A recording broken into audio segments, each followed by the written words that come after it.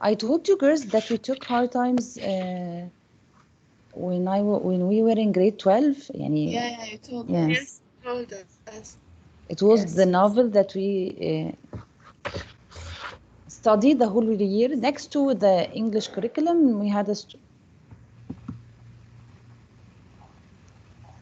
what spotlighted? Okay. What? Yes. This story was next to the English curriculum that we studied, and then we have test at the end of the year. Because at my time, we used to take the curriculum, start taking it at the beginning of the year, till the end of the year, we have tests on all the book, everything. Arabic, English, math, physics, but all subjects in Arabic, not in English. All of these from the beginning of the school, and then we take test at the end of the school. Okay. Okay, miss. So our story is Teacher Man. Teacher Man.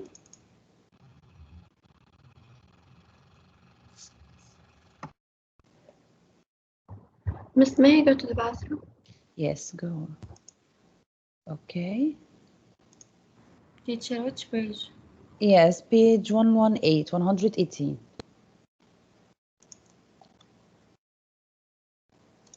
Teacher Mangers is a story. A story written by Frank McCourt. Okay, Frank McCourt. Frank McCourt, who was Frank McCourt? Zena, are you here, Zena? Zena?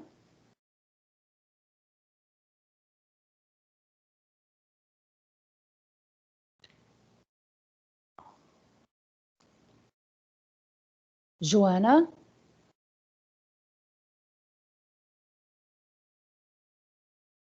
Dareen?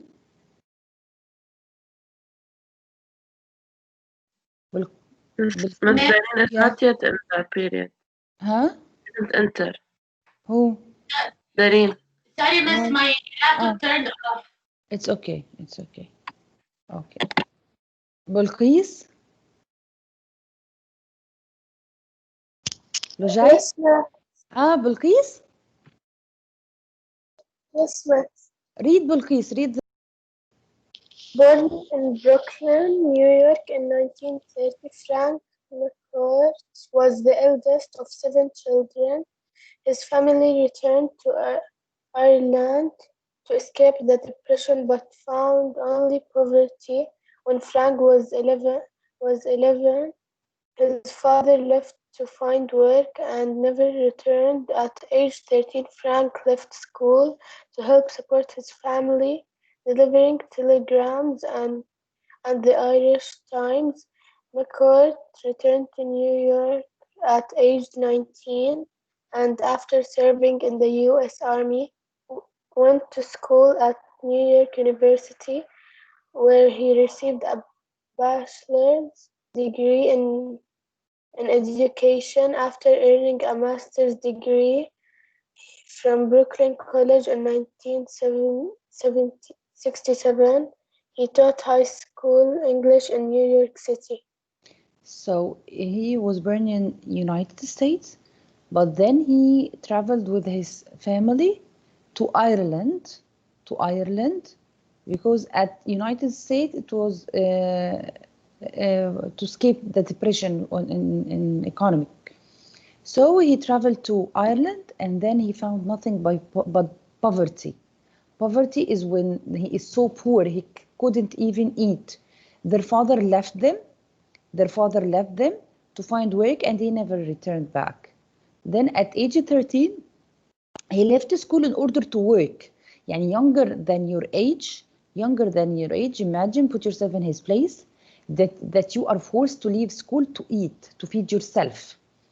So at age 13, Frank left school to help support his family, okay, to get money to eat.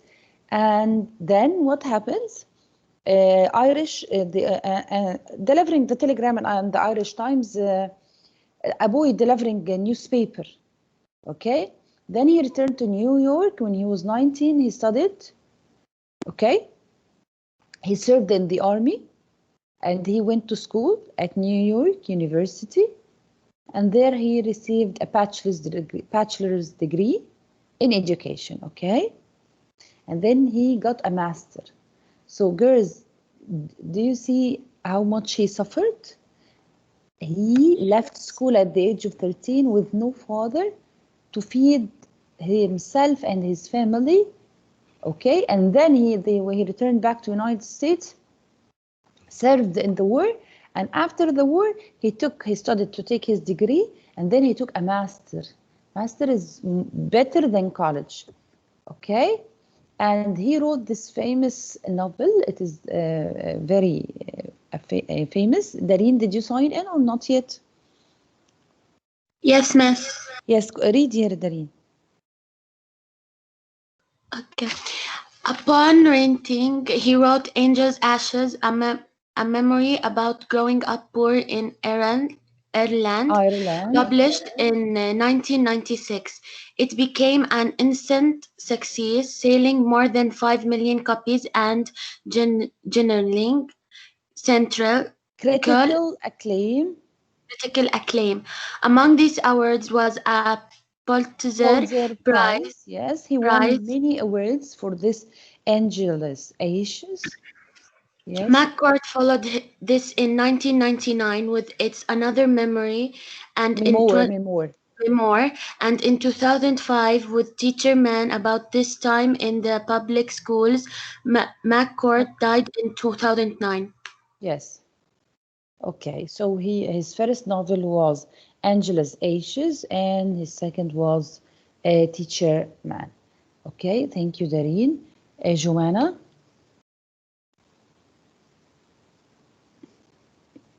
Lujain? Yes, miss. Yes, read, Lujain. Before he died, McCourt was one of the several teachers interviewed for the PBS documentary series Only a Teacher. McCourt talked about his first teaching job in Staten Island when he took over a class during mid-spring of 1958. The teacher had left him with piles of old papers, and I didn't know what to do with the kids. So I had them reading these old papers, and some of them went back to the Second World War. And some of the kids in my class discovered these papers, and they were overcome. This was my father, this was my uncle, this was my cousin Vinny, and so on. The kids would copy the crumbling compositions and take them home to their families, and this was a tremendous moment. It was my bridge to the kids. There was such a feeling of community and emotion.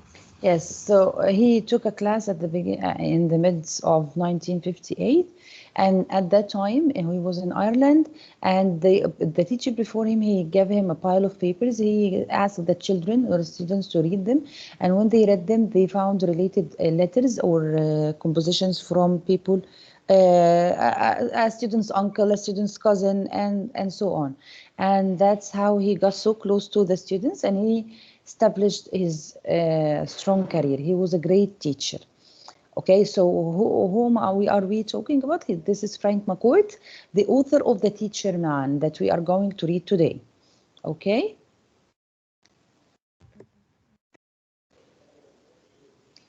Okay, so here the vocabulary. You start reading on page 118, girls, the story itself. First read 118. Are you with me, girls? Rima? Rima?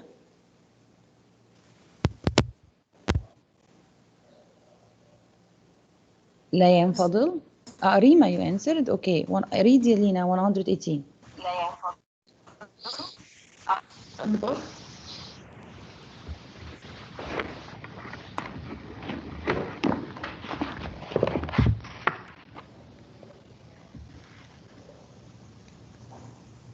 Rima? Yes, opening the book. Do I read the excerpt? Yes, first read. Oh, okay. Identifying tone. Read the following excerpt from Teacher Man, a memoir by Frank McCourt, who taught in New York City schools during the 1960s and 1970s. Objective. As you read, underline words that help you infer McCourt's tone. Yes. Do I continue? Yeah. Okay. Teacher Man, Chapter 6 by Frank McCourt. Mikey Dolan handed me a note from his mother explaining his absence the day before.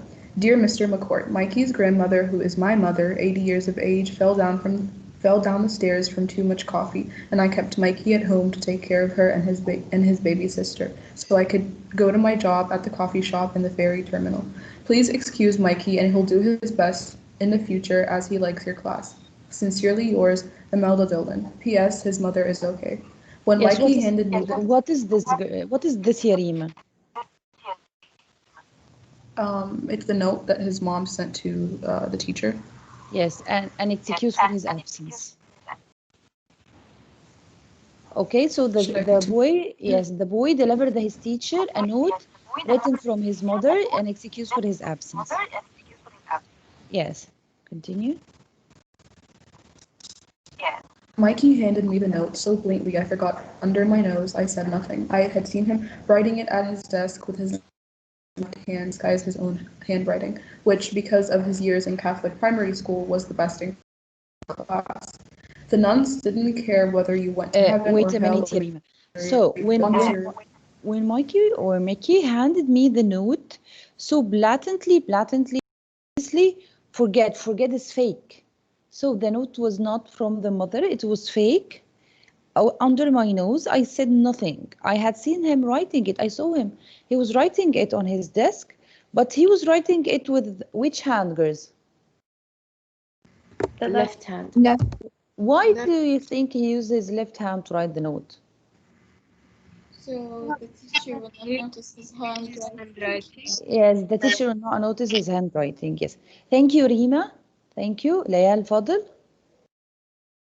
From the nuns, because his handwriting was the best handwriting in the class. Yes, Layal Fadl, continue.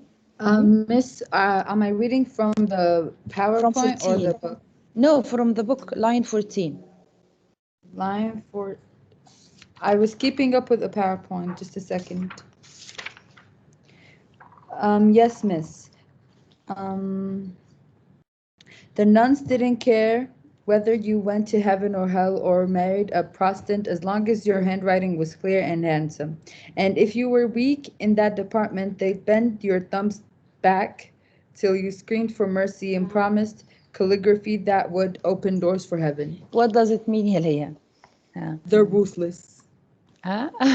No, he talks about the boy, and he says that his handwriting was the best in the class because he was raised in a nuns school. And in a nuns school, what happens in a nuns school? In a Catholic school, he was raised in a Catholic primary school. And what happens in a Catholic primary school? What do the nuns do? They teach him how to write? Yes, and the most important thing is you have to have a clear and organized handwriting. Otherwise, they will bend your thumbnail like this to the back till you scream from pain. Can you see me like this? And you improve your handwriting and you promise to a calligraphy. Calligraphy, what does calligraphy means? It is here from the PowerPoint. A beautiful handwriting / penmanship. Yes. So. Listen, girls, I'll show you something. This is, you still see my PowerPoint, right? Yeah. These are funny excuses students wrote to teachers. Okay. Where, Miss? Yes. Did you put it? Yes, on the PowerPoint, you see it? I see. We see. Yes, I have to share the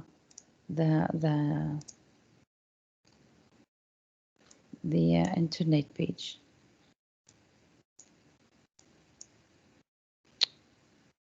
I don't want to make like yesterday and refuses to share, wallah.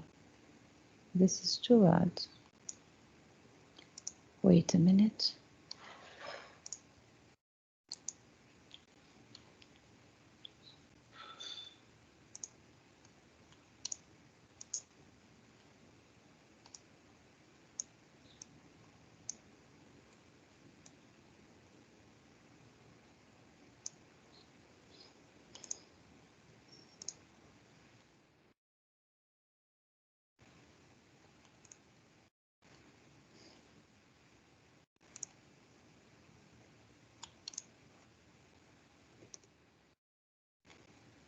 Miss? Yes. Can I go bring my coffee? Who drinks coffee? Kadra? Okay, go Kadra. What can you see now, girls? That's Teams. Teams.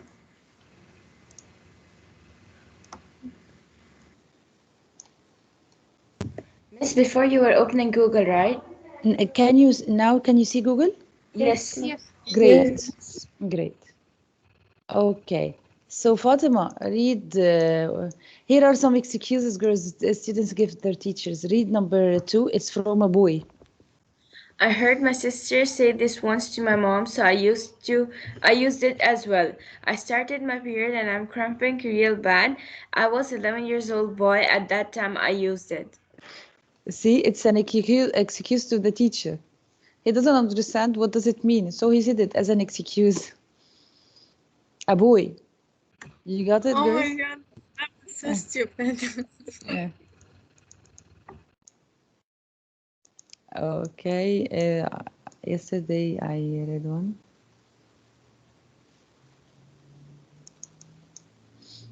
Yes. Read Malak Wasim. Read 7. Read 7, ya Malak. I was there the entire time. Teacher can yes. You just didn't notice me. Yeah, I was there. You just didn't notice me as an excuse. Read number 8 again, ya Malak. I had a copy of my dentist's logo and address stamp saved on my computer. Anytime we needed a sick note, I would just print one off and sign something illegible at the bottom. Yes. Illegible. Yes. So this is how they take excuses from schools.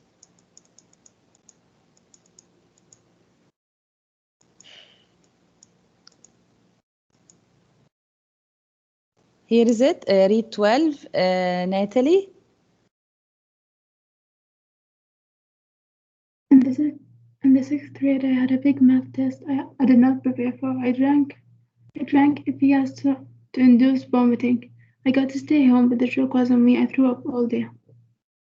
Yeah, these are excuses girls students took. Okay.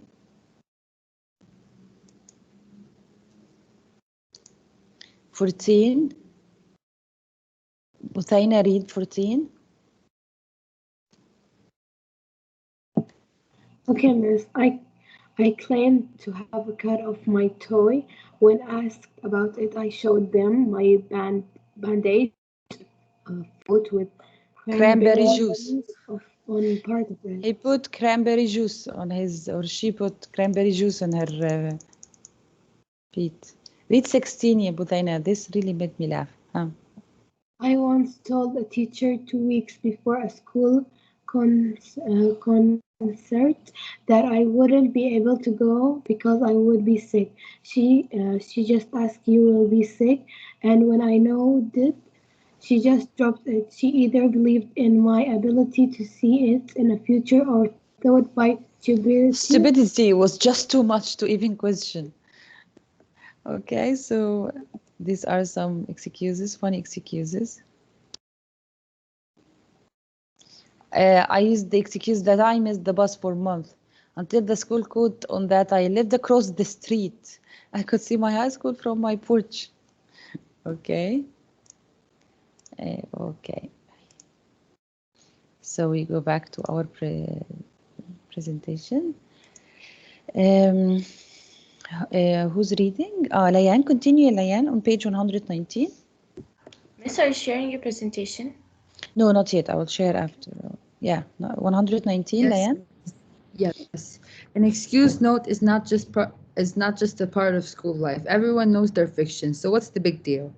Parents getting kids out of school in the morning have little time for writing notes that they know will end up in the school garbage anyway. They're so harried, they'll say, "Oh, you need an excuse note for yesterday, honey? Write it down yourself and I'll sign it."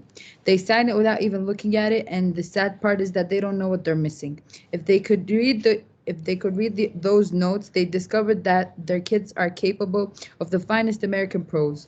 fluent, imaginative, clear, dramatic, fantastic, focused, persuasive, useful. Underline these lines, please. These 3 lines. What's he talking about here? What's he talking about here, girls? The tone. The tone, or but okay, tone. But what is he talking about? What does he say? It is about that. It is the finest American prose: fluent, imaginative, clear, dramatic, fantastic, focused, persuasive, useful. What are those? Of parents. Yes, these the excuses letters of whom? Kids. Of kids, yes, because the parents used to tell their kids, "You write it, and I will sign it." And they don't even give a look at the excuses because they have no time. So they miss a lot. They miss a lot of what?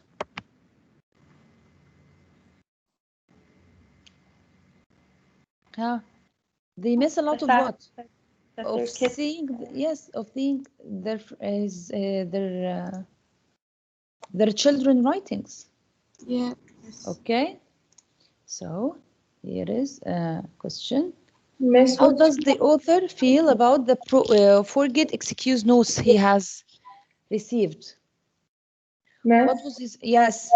Which lines should we highlight? From 27 to 30. How does the author feel about the forget excuse? Forget is fake. He has received.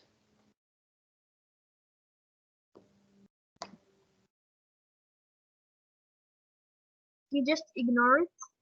Ignored, and what else? Was he upset? No. Was he surprised? Yes, they didn't mention that. You have to understand it. You guess it out of it. I think he was sad. He was sad. He was upset. He was upset with the parents, not with the children. I will read in line 20. It says, an excuse note is just a part of school life. Everyone knows they are fiction. So what's the big deal? Everyone knows they are fiction. So what's the big deal? When I say what's the big deal about a topic, it means that I'm upset. No, you don't care. Okay, so it's okay. He didn't care. He was not upset. And what was his opinion about this note? What did he say about this? He thought it's a way to understand the children, like their way of writing and how they can be imaginative. Imaginative, and yes, it is it. He's not surprised or upset of them, thinking, what's the big deal in lines 20-21? The notes make him feel proud of his students, calling their writings imaginative, clear, dramatic, and the finest American prose. When he says, I had to leave him with my mother, his grandmother, and P.S. my mother is okay. His grandmother is okay. Okay, you see my PowerPoint, right, girls? Yes, miss. Yes, okay. Thank you, Layan Fadl. Layan Maghrabi from line 31. Yes, miss. 31, right? Yes. I threw Mikey's note into a desk drawer along with dozens of others, notes written on every size and color of paper, scrawled, scratched, stained. While my classes took a rest that day, I began to read notes I had only glanced at before. I made 2 piles, one for the genuine notes written by mothers and the others for forgeries. The second was the larger pile with writing that ranged from imaginative to lunatic. Do I continue? Yes. I was having an epiphany. I always wondered what an epiphany would be like, and now I knew I wondered also why I'd never had this particular epiphany before. Isn't it remarkable, I thought, how they resist any kind of writing assignment in class or at home? They whine and say they're busy, and it's hard putting 200 words together on any subject, but when they forge these excuse notes, they're brilliant. Yes, so I threw his note in the desk drawer along with dozens of others. Others excuses note. Notes written on every size and color of paper, scrawled, scratched, stained with spots on it. While my class took a test that day, I began to read notes I had only glanced at before. I just gave a glance and then I decided no, I will start reading them when they were having a test. That day I began to read notes. I had only glanced before I made 2 piles, so I put them into piles. One for the genuine notes, original notes written by mothers, really written by mothers. The other for Grace. The second, and the second was the larger pile with writing that range from imaginative to lunatic. From imaginative, imagine, and lunatic is crazy notes. I was having an epiphany. We said previous time, what is epiphany? A moment of realization. Yes, realization. What does he mean when he said the other four agree? What does it mean? Let me get you an easier word here. Not in my mind. Let me. Like the first one for the mothers. Yes, this is. I will tell you.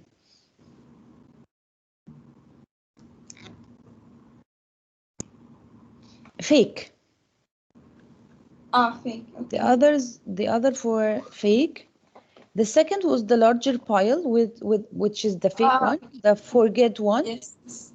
And then I had an epiphany, a moment of realization.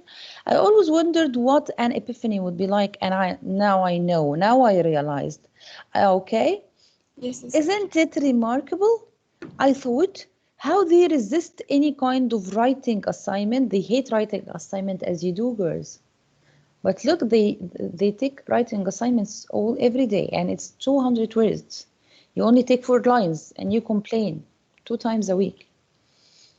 Any kind of writing assignment in class or at home, they whine and say they are busy, and it's hard putting 200 words together of any subject. But when they these excuse, when they fake these excuses, they have time. They have time to write these excuses, and they can imagine the reasons. And so what is he talking about, girls? The notes of excuses. Okay? Yes. Forg means fake. Yes. Okay.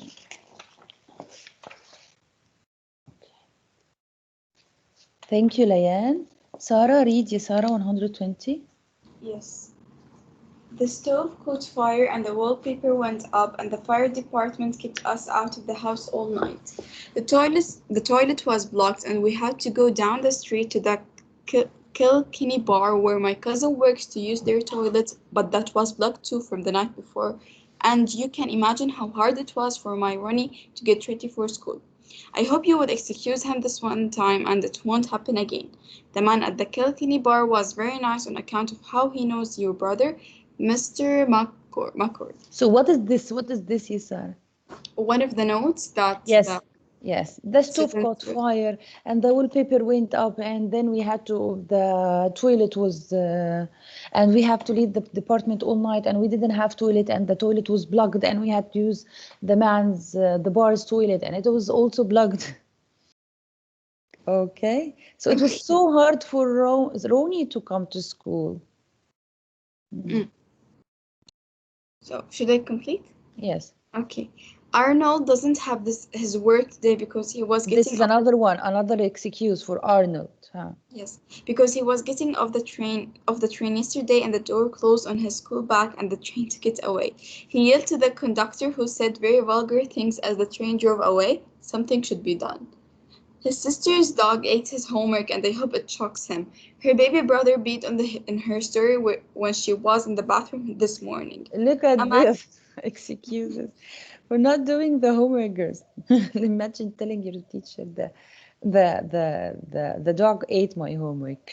My baby brother peed on my homework. Okay, thank you, Sarah. Thank you. Ragad?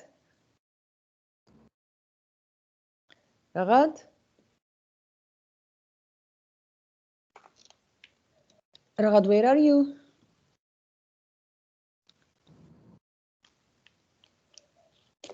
Dana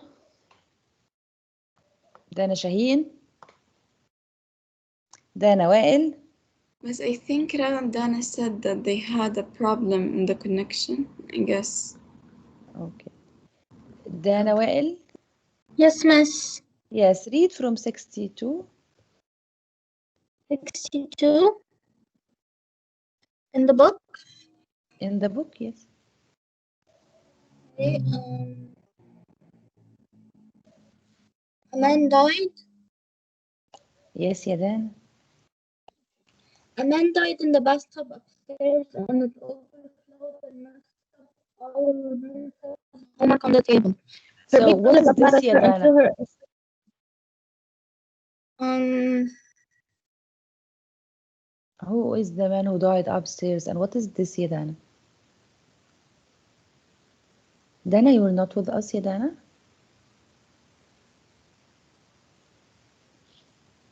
Dana, where did you go?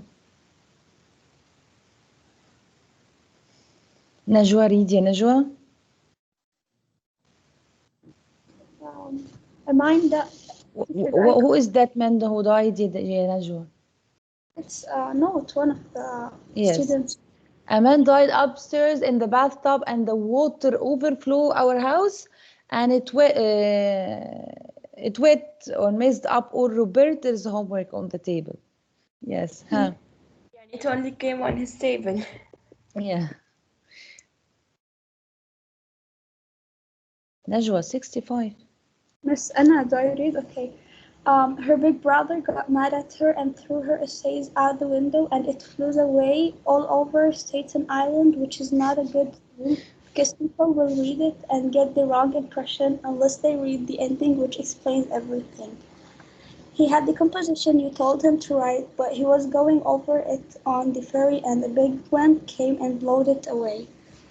We were evicted from our apartment, and the mean sheriff said if my son kept yelling for his notebook, he'd have us all arrested. Oh my God. Toward the end of the term, I typed a dozen excuse notes on a stencil and distributed them to my two senior classes. They read silently and intently. You, Mr. McCoy, what's this? Excuses notes. What did he do? He took these excuses and he printed them and he gave them to the senior classes like you and grade 11, for example, to read the excuses of grade 2 and 3. What do you mean? Excuses notes? Who wrote them? You did, or some of you did? I omitted the names to protect the guilty. They're supposed to be... Yes, he didn't want to show the names of the students. But you and I know the real authors. Yes, Mikey. So what we are supposed to do with these excuses notes?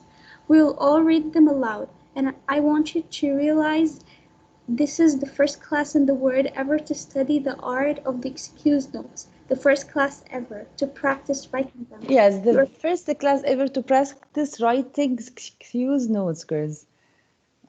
Okay, is it a funny way of studying, girls, or not? I love the idea. What about you? Yeah. Yes. It is studying. In the break, I want you to think of an excuse note that you have ever told the teacher, because nowadays I don't think you write, but an excuse note that you have told your teacher before. Yalla, go and meet you 9:30, okay? 5 minutes exactly. Okay, bye, miss. Bye, girls. Bye.